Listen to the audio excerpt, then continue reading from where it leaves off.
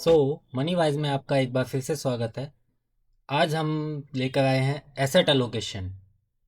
Asset allocation की क्या ज़रूरत है, हमें एसेट एलोकेशन क्यों फॉलो करना चाहिए, तो इसके ऊपर बात करते हैं। सबसे पहले अपने पूरे पोर्टफोलियो का अगर आप रिस्क कम करना चाहते हैं तो आप एसेट एलोकेशन कर सकते हैं। एसेट एलोकेशन करने का मेन पर्पज़ रहता है कि कभी भी आप देखते होंगे कि मार्केट में सभी एसेट एक साथ परफॉर्म नहीं करते और एक साथ गिरते भी नहीं हैं। अगर एक साथ कभी फॉल आता भी है तो कुछ एसेट्स होते हैं जो कि पहले चलना स्टार्ट कर देते हैं। जैसा कि आप देखते हैं कि इक्विटी अगर अंडर परफॉर्म करता है तो गोल्ड और सिल्वर अच्छा परफॉर्म करते हैं। जैसे निफ्टी का पिछले एक साल का रिटर्न रहा है हमारा लगभग 1-2% के आसपास, और गोल्ड का रिटर्न 60% रहा है। सो ये है पावर एसेट एलोकेशन की।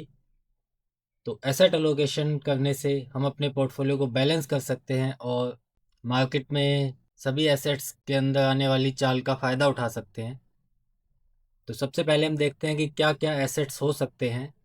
सबसे पहले हमारे पास एसेट्स के अंदर आते हैं, कुछ सेफ एसेट की बात करते हैं। तो सबसे पहले आता है हमारा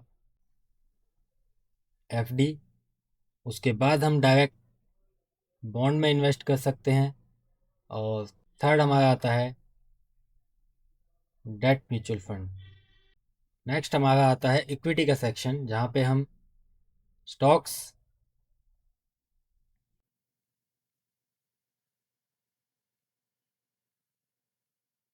ETFs, equity mutual fund and global equities के अंदर इन्वेस्ट कर सकते हैं।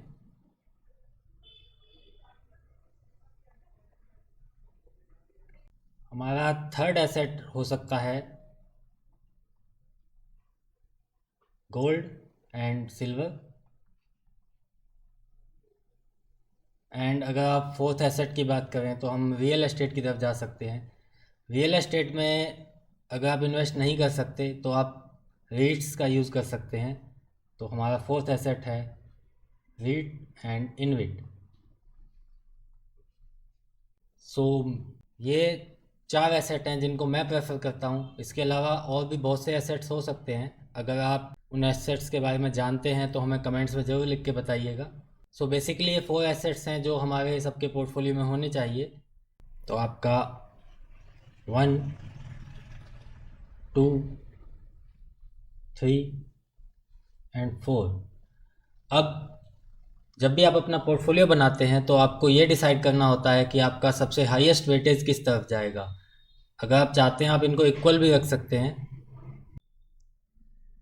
आपके सामने ये जो दिख रहा है ये मेरा खुद का डैशबोर्ड है जिसको मैं फॉलो करता हूँ। यहाँ पे 50% हमारा इक्विटी में, लगभग 38% हमारा डेट के अंदर, ये हमारा लगभग 5% के आसपास गोल्ड है, और बाकी बचा हुआ 10% के आसपास कैश में है। तो अभी आप देख रहे होंगे कि हमने गोल्ड के अंदर इन्वेस्टमेंट सिर्फ 5% ही क्यों किया है, और इन्वेस्ट्स की बात हमने की वो कहाँ है इस पोर्टफोलियो के अंदर।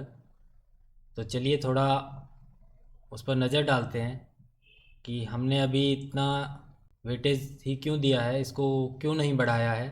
तो ये हमारा गोल्ड का वीकली चार्ट है जो कि इंटरनेशनल गोल्ड का चार्ट है। तो इसमें आप देख सकते हैं कि गोल्ड ने अपना लेटेस्ट ब्रेकआउट जो दिया था वो इस लेवल पे दिया था, जो कि हमारा है 3438। यहाँ से गोल्ड ने एक वन साइडेड रैली दिखाई है, एंड गोल्ड का आरएसआई आप देख सकते हैं 82 के आसपास है। तो इसलिए गोल्ड मेरे अकॉर्डिंग अभी इन्वेस्ट करने के लिए सही जगह पर नहीं है। हो सकता है यहाँ से 5 या 6 हज़ार डॉलर भी चला जाए, बट मेरे रिस्क रिवॉर्ड के अकॉर्डिंग अभी मैं यहाँ पे इन्वेस्ट नहीं कर सकता या इसको और नहीं बढ़ा सकता। क्योंकि अगर आप गोल्ड को मंथली चार्ट पर भी देखते हैं तो आप देखेंगे कि गोल्ड का मंथली आरएसआई 90 से ऊपर चल रहा है। गोल्ड के मंथली लेवल्स पे भी हम बहुत ही रिस्की जोन में हैं, तो यहाँ पर नया इन्वेस्टमेंट करना मेरे अकॉर्डिंग सही नहीं है। सो अगर मैं कुछ रिटर्न मिस भी कर देता हूँ तो मैं ये रिस्क नहीं लेना चाहूँगा। जब हम सिल्वर का चार्ट देखते हैं, सिल्वर के मंथली चार्ट में सिल्वर भी बहुत ऊपर है, बट यहाँ पर एक बहुत बड़ा ब्रेकआउट दिखा रहा है आपको। अगर आप इस चार्ट को देखते हैं, हमने इसको ईयरली में कन्वर्ट किया है और आप ईयरली में देखते हैं तो सिल्वर 1980s के अंदर इन्हीं लेवल्स पर था, जिनको कि आज ये क्रॉस कर रहा है। तो ये ब्रेकआउट अगर सक्सेसफुल रहता है तो सिल्वर में यहाँ से काफ़ी स्पेस बन सकता है, सिल्वर यहाँ से डबल भी हो सकता है। बट जैसा कि मैंने कहा, मेरे रिस्क टू रिवॉर्ड के अकॉर्डिंग गोल्ड और सिल्वर अभी इन्वेस्टमेंट के लायक नहीं है, इसलिए हमने इनको अभी नहीं बढ़ाया है। बट अगर कहीं मौका मिलेगा तो हम डेफिनेटली इनको 10% तक लेकर जाएंगे। सो नेक्स्ट हमारा आता है कि इस पोर्टफोलियो के अंदर रीट्स क्यों नहीं है। रीट्स एंड इनविट्स रियल एस्टेट का एक इक्विटी फॉर्म समझ लीजिए कि आप स्टॉक्स की तरह रियल एस्टेट को ख़रीद सकते हैं। सो हमारे इंडिया में अभी टोटल 4 रीट्स अवेलेबल हैं, जिनके नाम आप यहाँ पे देख सकते हैं।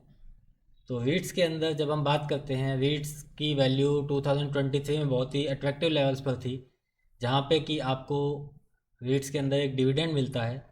वो डिविडेंड की यील्ड 8% से भी ऊपर थी।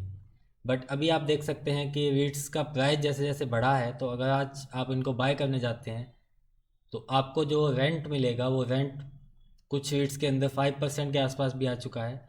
ये प्रोजेक्टेड यील्ड भी देख सकते हैं आप, जो कि 6% के आसपास है। सो रीट्स को डेफिनेटली बाय किया जा सकता है। अगर हमें चांस मिलेगा जहां हमारा डिविडेंड यील्ड काफ़ी हाई जा रहा होगा, तो हम रीट्स को भी अपने पोर्टफोलियो में ऐड करेंगे। अगर आप रीट्स के बारे में नहीं जानते हैं, तो इसके ऊपर और जानना चाहते हैं, तो हमें कमेंट्स में लिख भेजिए, हम इसके ऊपर एक डिटेल वीडियो बना सकते हैं। सो ये 2 एसेट्स हमने अभी डिस्कस किए, जो कि हमारे पोर्टफोलियो में अभी नहीं है या बहुत ही कम है। तो हमारा पोर्टफोलियो अभी इक्विटी और डेट के अंदर ही है कम्प्लीटली।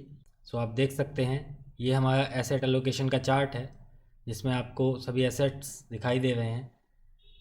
ये चार्ट हमारा दिखाता है कि इक्विटी और डेट में हमारा कितना है। तो अभी हम इक्विटी में 60% वेटेज पर हैं और 43% हमारे पास डेट में है।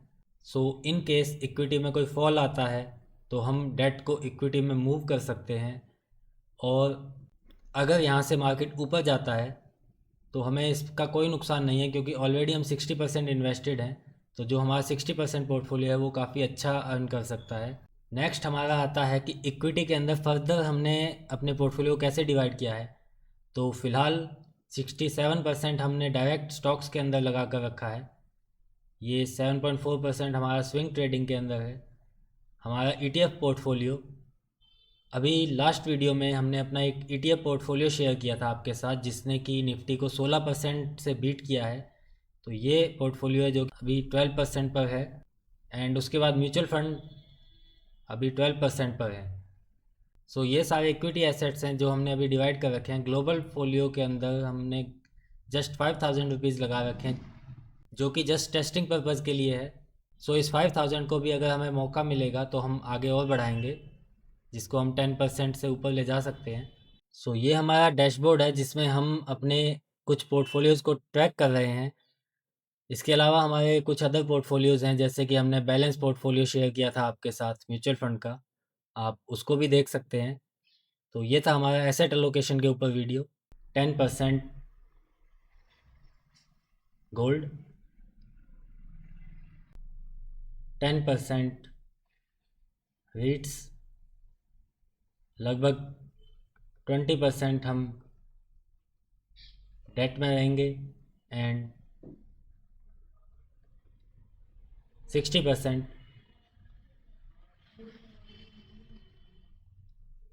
इक्विटी में रहेगा। सो ये हमारा पोर्टफोलियो रहने वाला है, जिसको कि हम आगे जाते हुए प्रॉपर इस रेशो में लेकर आने की कोशिश करेंगे। सो मार्केट में कभी भी किसी भी एसेट को भाग कर नहीं पकड़ना है, क्योंकि मार्केट कहीं जाने वाली नहीं है। तो जब भी आपको सही मौका मिले, सही टाइम हो, उस टाइम पे आपको बाय करना है और प्रॉपर टाइम पर ही सेल करना है। सो आप में से कितने लोग ऐसे हैं जो कि एसेट एलोकेशन को फॉलो करते हैं, कमेंट्स में लिखकर ज़रूर बताइएगा। और आपका एसेट एलोकेशन क्या है वो भी लिखकर बताइएगा। एंड अगर हमने कोई इम्पोर्टेंट एसेट को इसमें मिस किया है, जिसको कि मैं ऐड कर सकता हूँ अपने पोर्टफोलियो में, तो वो भी लिखकर बताइएगा, जिस पर हम आगे डिस्कस कर सकते हैं कि क्यों वो एसेट इम्पोर्टेंट है और उसको ऐड करने से क्या फ़ायदा हो सकता है हमारे पोर्टफोलियो के अंदर। अगर आप एसेट एलोकेशन खुद से नहीं कर सकते तो हम आगे एक वीडियो लेकर आने वाले हैं जिसमें कि आपको ये सब कुछ करने की ज़रूरत नहीं है, एसेट एलोकेशन ऑटोमेटिक फॉलो किया जा सकता है। सो उसके ऊपर हम नेक्स्ट वीडियो में चर्चा करेंगे। तो अगर आपको वीडियो अच्छा लगा हो तो वीडियो को लाइक कीजिए और चैनल को सब्सक्राइब कीजिए, क्योंकि आने वाले वीडियोस में हम ऐसी और बातें आपके साथ शेयर करेंगे। एंड ये जो हमारा डैशबोर्ड है इसको भी हम फ्यूचर में आपके साथ शेयर करने वाले हैं। सो मिलते हैं किसी नेक्स्ट वीडियो में, तब तक के लिए थैंक यू।